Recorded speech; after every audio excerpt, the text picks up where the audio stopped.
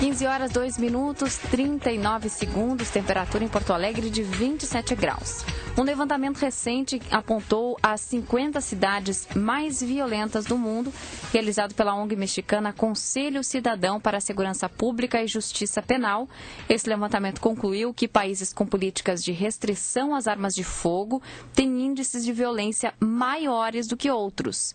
Sobre isso, eu converso agora com um especialista em segurança e presidente do movimento Viva Brasil, Benê Barbosa. Boa tarde. Boa tarde, Marcela. Boa tarde a todos os ouvintes. Analisando, no primeiro momento, esse dado até me causou espanto, né? Eu disse, mas como assim? Eu imaginava exatamente o contrário. O senhor acompanhou esse levantamento? Sabe qual é a relação que ele mostra entre essa questão, essa política armamentista e a violência? Essa surpresa, né, sua, e não é só sua, pode ter certeza disso, é algo que a gente vem acompanhando há anos, né? Não é o primeiro estudo que chega nessa conclusão. Nós temos estudos semelhantes no Canadá, nos Estados Unidos, alguns na Europa, que mostram exatamente isso, né? Países onde existem políticas muito mais restritivas ao acesso legal, né? Lembrando sempre, as armas de fogo acabam sendo exatamente os países onde há uma violência maior, né? Então, assim, mais armas não significam necessariamente mais homicídios ou mais violência. Inclusive no Brasil é assim, né? Houve, algum tempo atrás, a gente fez mais violentas do Brasil.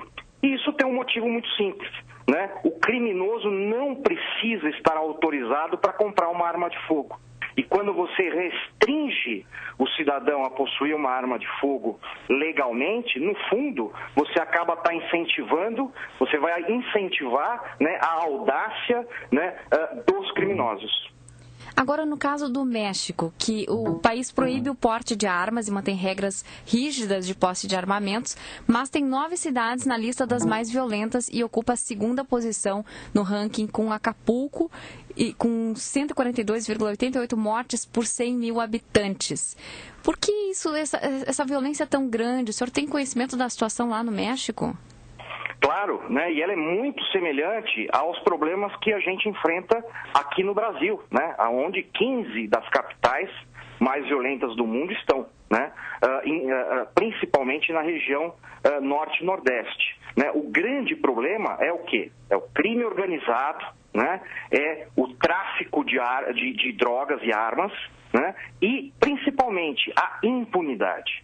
Eu gosto sempre de lembrar que o Brasil é um país onde só se descobre apenas 8% dos autores de homicídio, ou seja, Nossa. 92% de todos os homicídios no Brasil não são esclarecidos e, portanto, né, esses criminosos não são presos e punidos por seus crimes. E aí está o grande problema. Agora, não adianta o governo, como vem fazendo, principalmente o governo federal, nos últimos 10, 15 anos, né, continuar com a ideia que é desarmando o cidadão honesto, impedindo que um sitiante tenha uma espingarda, que ele vai melhorar a segurança pública. E o que a gente está assistindo no Brasil é prova disso. Agora, ainda sobre esse levantamento da ONG mexicana Conselho Cidadão para a Segurança Pública e Justiça Penal, o Brasil, a média geral de homicídios é de 29,68 por 100 mil habitantes, que é bem abaixo da média do México, né? Mas mesmo assim a gente tem, por exemplo, o caso de Maceió, que tem quase 86 assassinatos por 100 mil habitantes. Então a gente pode dizer que no Brasil a violência está regionalizada, algumas regiões apresentam mais violência que outras? Algumas regiões apresentam mais violências que outras. Porém, né, a gente tem que levar em conta de que a situação no Brasil na questão de homicídios é muito problemática, né? Nós temos mais de 50 mil assassinatos todos os anos e isso vem crescendo, né? Não há uma política nacional, uma política federal forte, séria no combate à criminalidade, no combate ao tráfico de drogas, no combate principalmente ao tráfico internacional de armas. Nossas fronteiras estão aí, são 15 mil quilômetros de fronteiras terrestres, praticamente sem nenhuma vigilância, aonde diariamente entram as armas que vão abastecer os criminosos. Então a gente não pode continuar jogando nas costas do cidadão uma culpa que é do Estado, né, que é principalmente do governo federal. Agora, Benê Barbosa, presidente do Movimento Viva Brasil, esse levantamento também aponta soluções. Cita o caso da cidade de Juárez, no México, e usa esse caso para citar como solução o combate à impunidade, citado por você, e a ação da polícia na prevenção e punição dos bandidos.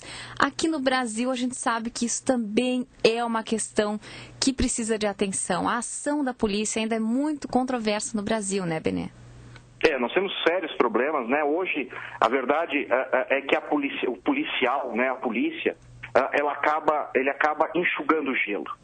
Então ele prende um traficante, ele prende um homicida, ele prende alguém portando ilegalmente uma arma para cometer um crime e ele vê pouquíssimo tempo depois esse criminoso saindo da cadeia. Se ele prende alguém furtando um objeto, pode ter certeza, esse criminoso sai antes do que o próprio policial da delegacia.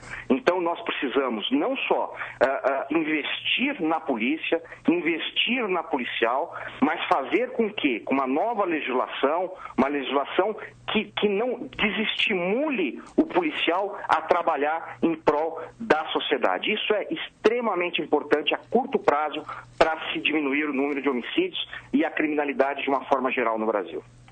Benê, aproveita o nosso contato, já que a gente está falando da questão de armas e da sua não relação com a violência, conforme mostra esse levantamento, eu não posso deixar de comentar contigo a questão dos Estados Unidos, que voltou a discutir toda essa questão de liberação de armas, de talvez impor algumas restrições após aquele episódio terrível, aquele massacre nos Estados Unidos. A gente acaba geralmente vendo esses episódios vindo lá dos Estados Unidos. Será que eles são, a gente já viu massacres em cinema, em escolas, enfim. Será que são episódios isolados ou eles podem mostrar também que talvez o comércio de armas deveria ser regulado de alguma forma? Não digo proibido, mas talvez regulado de alguma maneira. Olha, a regulamentação nos Estados Unidos já existe, né? Não é como se imagina qualquer pessoa comprando uma arma. Lógico que, obviamente, não passa nem perto do que a gente tem no Brasil, por exemplo. Essas questões dos chamados massacres, esses ataques em escolas, ataques em locais públicos, né? Ela causa uma grande comoção, né? Acaba levantando a discussão política, só que essa discussão já aconteceu em outros episódios nos Estados Unidos e a legislação não foi modificada. Então, eu duvido que aconteça algum tipo de restrição muito maior do que já existe hoje nos Estados Unidos. Até porque todos os indicadores de violência nos Estados Unidos estão caindo nos últimos 10 anos, né? Só para a gente ter uma ideia, hoje o Brasil tem pouco mais de 1 milhão de armas legalizadas, ou seja, um pouco mais de 1 milhão de pessoas possuem uma arma de fogo em sua casa. Nos Estados Unidos, são quase 300 milhões de armas de fogo na mão da população.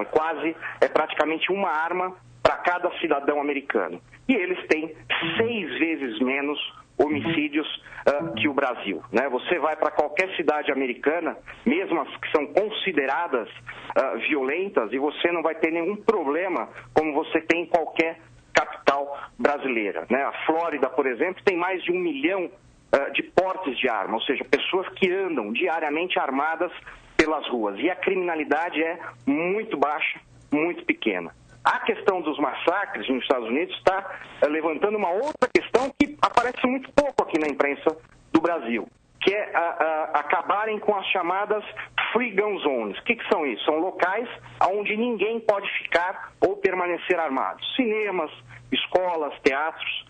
Por quê? Porque você pode reparar que todos os ataques acontecem exatamente nesses locais. É verdade. E por quê? Por quê? Porque aquele que vai efetuar um ataque, ele quer fazer o maior número possível de vítimas, correndo o menor risco possível. Então ele procura exatamente locais onde ele sabe que não vai enfrentar alguém armado, né, que pode reagir, e aí fica muito mais fácil. Então, isso também está sendo discutido hoje. Na Flórida mesmo, hoje saiu a notícia, né, que o Conselho de Professores da Flórida está discutindo, né, e procurando treinamento para seus professores com armas de fogo para uma situação dessa de ataque. Agora, o senhor me trouxe alguns dados aí interessantes. Eu fiquei me perguntando, fiquei curiosa, como seria o Brasil com 300 milhões de armas legalizadas? Será que a população está preparada para isso? Mas não tenho a menor dúvida sobre isso, né? O brasileiro, como eu costumo dizer, não é uma sub-raça, né? Ele é humano como qualquer americano, né? Que às vezes a gente pensa assim, o americano, e lembra só o americano de Nova York. Isso não é verdade, né? Você pega o grande Estados Unidos, as regiões centrais, os interiores, são pessoas muito simples, com pouquíssimo estudo, né? Algumas completamente analfabetas, né? E que possuem essas armas e nem por isso saem atirando nos outros.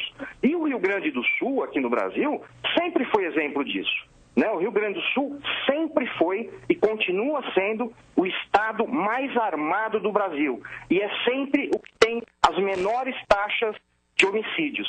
Então, não é porque o cidadão tem uma arma que isso vai facilitar ou vai torná-lo, né, um assassino. A gente não pode negar um direito imaginando que algo de errado possa ser feito. Se a gente for fazer isso, a gente para de vender carros, para de vender celulares, para de vender qualquer coisa que pode ser utilizado por um criminoso. É verdade. Importante a gente debater isso. Acho que é importante divulgar também levantamentos como esse dessa ONG mexicana, porque, assim como eu fiquei surpresa, imagino que muitos ouvintes também ficaram surpresos. Quer dizer, a violência é uma questão muito complexa. Não é só a arma que determina ou não determina a violência. São muitas outras coisas, né, Benê? Exatamente. A arma é um instrumento, né? Eu acabei de escrever até agora uma frase aqui no nosso Facebook, né, que diz o seguinte: da mesma forma que não existe um carro bêbado, não existe uma arma assassina. Sempre vai ter alguém por trás, e é essa pessoa que tem que ser responsabilizada pelos seus atos. Quando você culpa a arma ou culpa qualquer objeto, você tira a responsabilidade do cidadão, você tira a responsabilidade daquele que está cometendo esse ato, né? E isso não pode acontecer.